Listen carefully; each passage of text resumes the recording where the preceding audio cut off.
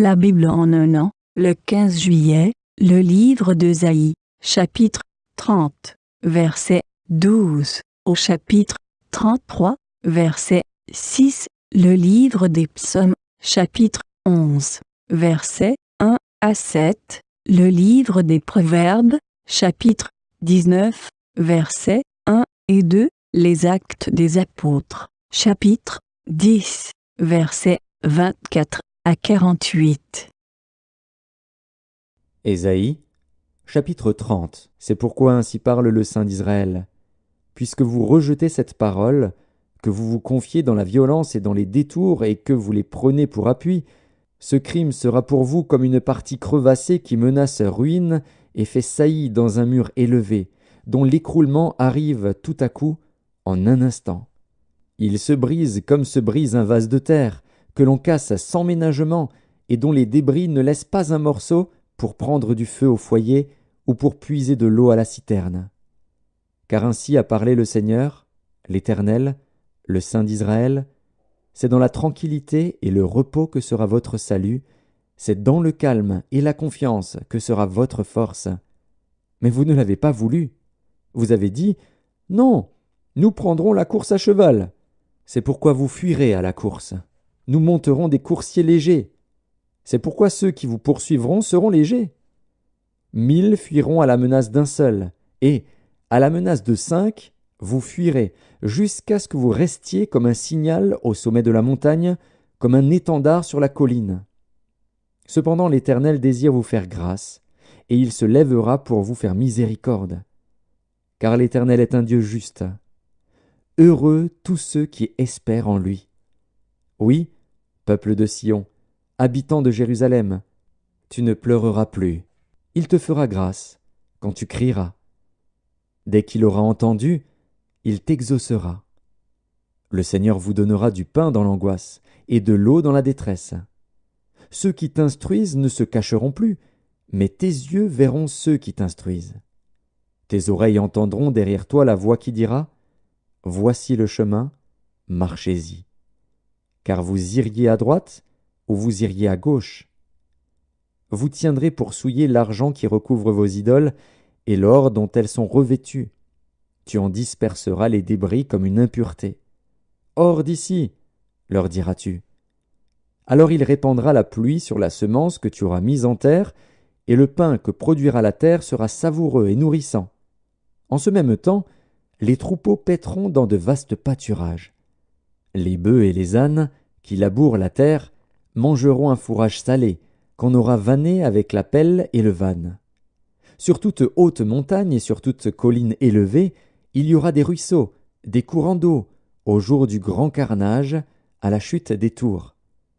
La lumière de la lune sera comme la lumière du soleil, et la lumière du soleil sera 7 fois plus grande, comme la lumière de 7 jours, lorsque l'Éternel bandera la blessure de son peuple, et qu'il guérira la plaie de ses coups. Voici, le nom de l'Éternel vient de loin. Sa colère est ardente, c'est un violent incendie. Ses lèvres sont pleines de fureur, et sa langue est comme un feu dévorant. Son souffle est comme un torrent débordé qui atteint jusqu'au cou, pour cribler les nations avec le crible de la destruction, et comme un mors trompeur entre les mâchoires des peuples. Vous chanterez comme la nuit où l'on célèbre la fête. Vous aurez le cœur joyeux comme celui qui marche au son de la flûte pour aller à la montagne de l'Éternel, vers le rocher d'Israël.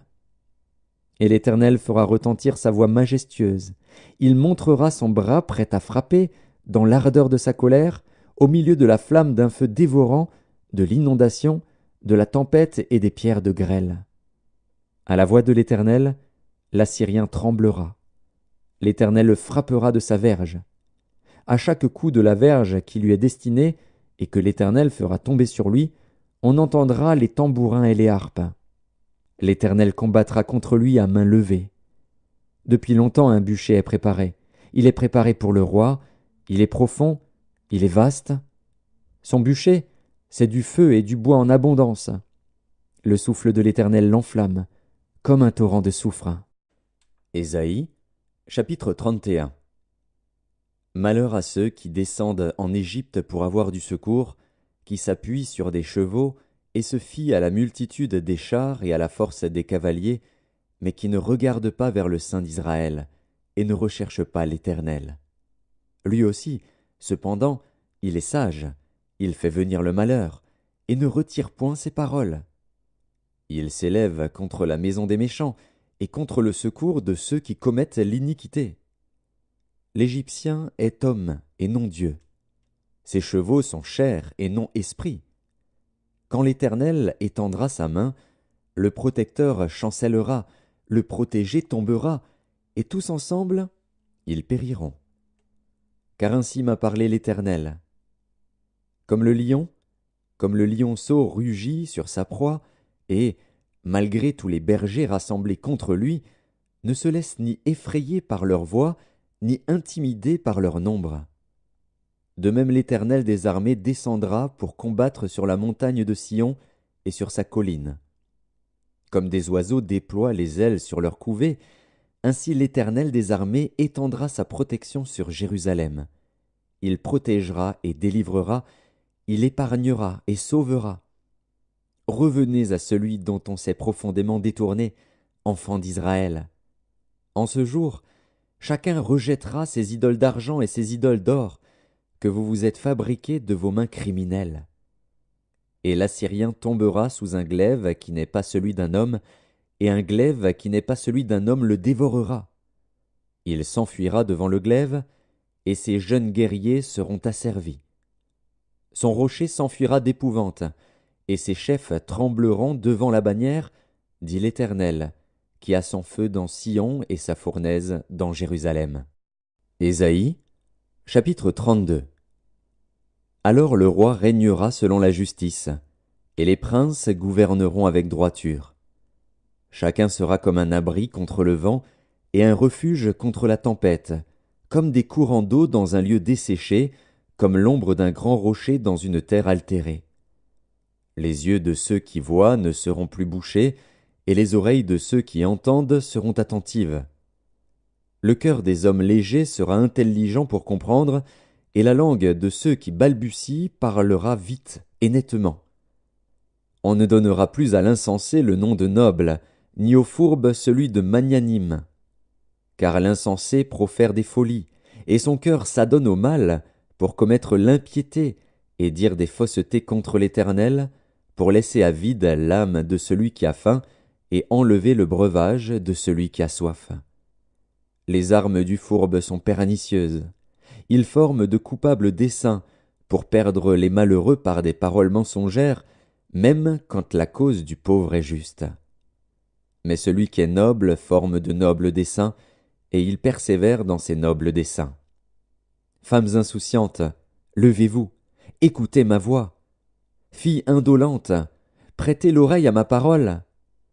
Dans 1 an et quelques jours, vous tremblerez, indolentes, car c'en est fait de la vendange, la récolte n'arrivera pas. Soyez dans l'effroi, insouciantes, tremblez, indolentes, déshabillez-vous, mettez-vous à nu et saignez vos reins. On se frappe le sein au souvenir de la beauté des champs et de la fécondité des vignes. Sur la terre de mon peuple croissent les épines et les ronces, même dans toutes les maisons de plaisance de la cité joyeuse. Le palais est abandonné, la ville bruyante est délaissée. La colline et la tour serviront à jamais de caverne. Les ânes sauvages y joueront, les troupeaux y paîtront, jusqu'à ce que l'esprit soit répandu d'en haut sur nous, et que le désert se change en verger, et que le verger soit considéré comme une forêt. Alors la droiture habitera dans le désert, et la justice aura sa demeure dans le verger. L'œuvre de la justice sera la paix, et le fruit de la justice le repos et la sécurité pour toujours. Mon peuple demeurera dans le séjour de la paix, dans des habitations sûres, dans des asiles tranquilles. Mais la forêt sera précipitée sous la grêle, et la ville profondément abaissée. Heureux vous qui partout semez le long des eaux, et qui laissez sans entrave le pied du bœuf et de l'âne. Ésaïe, chapitre 33. Malheur à toi qui ravage, et qui n'a pas été ravagé, qui pille, et qu'on n'a pas encore pillé. Quand tu auras fini de ravager, tu seras ravagé. Quand tu auras achevé de piller, on te pillera. Éternel, aie pitié de nous. Nous espérons en toi. Sois notre aide à chaque matin et notre délivrance au temps de la détresse. Quand ta voix retentit, les peuples fuient. Quand tu te lèves, les nations se dispersent. On moissonne votre butin comme moissonne la sauterelle. On se précipite dessus comme se précipitent les sauterelles. L'Éternel est élevé, car il habite en haut. Il remplit Sion de droiture et de justice. Tes jours seront en sûreté.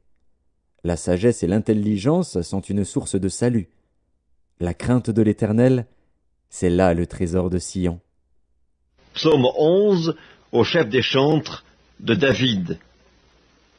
C'est en l'Éternel que je cherche un refuge.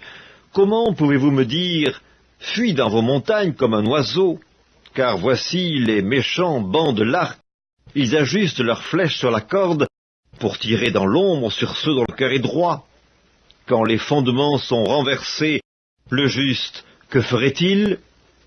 L'Éternel est dans son saint temple, l'Éternel a son trône dans les cieux, ses yeux regardent, ses paupières sondent les fils de l'homme. L'Éternel sonde le juste, il hait le méchant et celui qui se plaît à la violence. Il fait pleuvoir sur les méchants des charbons, du feu et du soufre. Un vent brûlant, c'est le calice qu'ils ont en partage. Car l'Éternel est juste, il aime la justice. Les hommes droits contemplent sa face. Livre des Proverbes, chapitre 19. Mieux vaut le pauvre qui marche dans son intégrité que l'homme qui a des lèvres perverses et qui est un insensé. Le manque de science n'est bon pour personne, et celui qui précipite ses pas tombe dans le péché. Les Actes des Apôtres, chapitre 10. Ils arrivèrent à Césarée le jour suivant. Corneille les attendait et avait invité ses parents et ses amis intimes.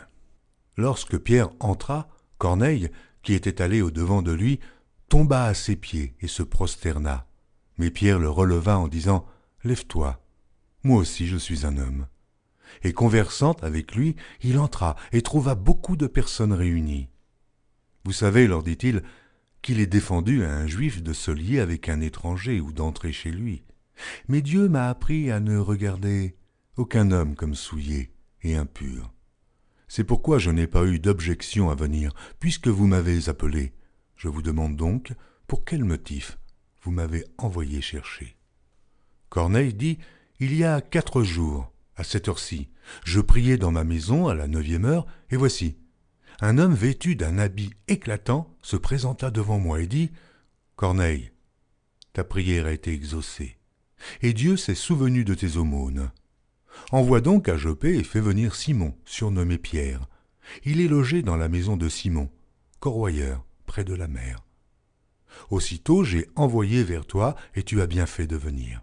Maintenant donc, nous sommes tous devant Dieu, pour entendre tout ce que le Seigneur t'a ordonné de nous dire. » Alors Pierre, ouvrant la bouche, dit, « En vérité, je reconnais que Dieu ne fait point acception de personne, mais qu'en toute nation, celui qui le craint et qui pratique la justice lui est agréable. Il a envoyé la parole aux fils d'Israël en leur annonçant la paix par Jésus-Christ, qui est le Seigneur de tous. Vous savez ce qui est arrivé dans toute la Judée. Après avoir commencé en Galilée, à la suite du baptême que Jean a prêché, vous savez comment Dieu a oint du Saint-Esprit et de force Jésus de Nazareth, qui allait de lieu en lieu, faisant du bien et guérissant tous ceux qui étaient sous l'empire du diable, car Dieu était avec lui. Nous sommes témoins de tout ce qu'il a fait dans le pays des Juifs et à Jérusalem. Ils l'ont tué, en le pendant au bois.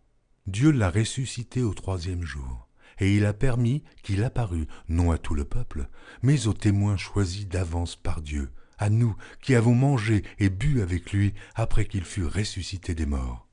Et Jésus nous a ordonné de prêcher au peuple et d'attester que c'est lui qui a été établi par Dieu, juge des vivants et des morts. Tous les prophètes rendent de lui le témoignage que quiconque croit en lui reçoit par son nom le pardon des péchés. » Comme Pierre prononçait encore ces mots, le Saint-Esprit descendit sur tous ceux qui écoutaient la parole.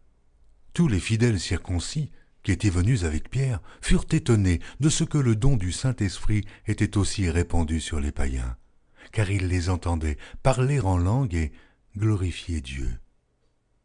Alors Pierre dit, « Peut-on refuser l'eau du baptême à ceux qui ont reçu le Saint-Esprit aussi bien que nous ?» Et il ordonna qu'ils fussent baptisés au nom du Seigneur, sur quoi ils le prièrent de rester quelques jours auprès d'eux.